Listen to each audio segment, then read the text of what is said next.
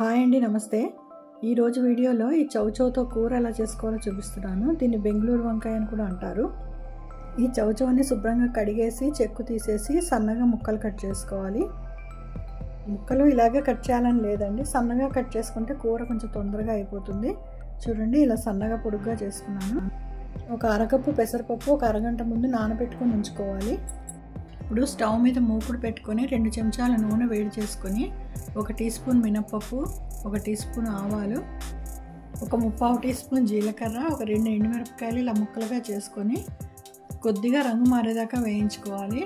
ఇప్పుడు ఇందులోనే ఒక 1/2 చెంచా ఇంగువ వేసుకోవాలి. ఇంగువ వేసుకొని ఒకసారి బాగా కలుపుకొని కొద్దిగా కరివేపాకు వేసుకోవాలి. మనం తరిగి పెట్టుకున్న ఈ చౌచౌ ముక్కలన్నీ పోపులో వేసుకొని ఒకసారి బాగా కలుపుకోవాలి.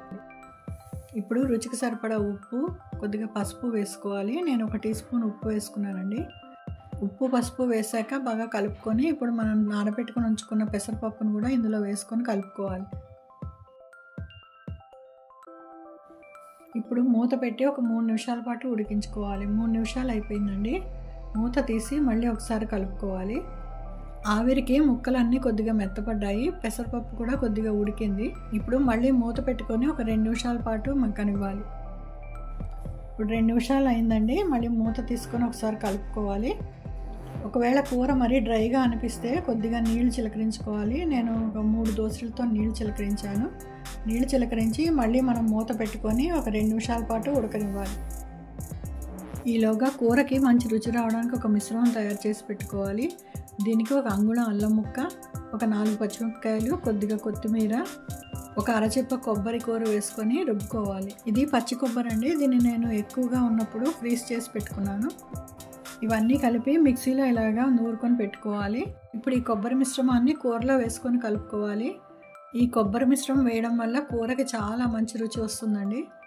ఈ చౌచౌ కూర ఆరోగ్యానికి చాలా మంచిదండి. ఇందులో క్యాలరీస్ చాలా తక్కువ ఉంటాయి, పైగా ఫైబర్ ఎక్కువ ఉంటుంది. కొబ్బరి మిశ్రమం కలిపాక మనం 1 నిమిషం పాటు మూత పెట్టుకొని మళ్ళీ ఉడికించుకోవాలి. అంతేనండి, చౌచౌ కూర రెడీ అయిపోయింది. చాలా టేస్టీగా ఉంటుంది. మీరు ట్రై చేసి చూడండి. ఈ వీడియో కనుక మీకు ఉపయోగపడితే లైక్ చేసి షేర్ చేయండి. మరియు నా ఛానల్ కూడా సబ్స్క్రైబ్ చేసుకోండి. ఇలాగా ఈ కూరనంతా సర్వింగ్ డిష్లోకి తీసేసి పైన కొద్దిగా కొబ్బరితో గార్నిష్ చేసుకోవాలి. అలాగే కొద్దిగా కొత్తిమీరతో కూడా గార్నిష్ చేసుకుంటే చూడడానికి చాలా కలర్ఫుల్గా ఉంటుంది. Thanks for watching.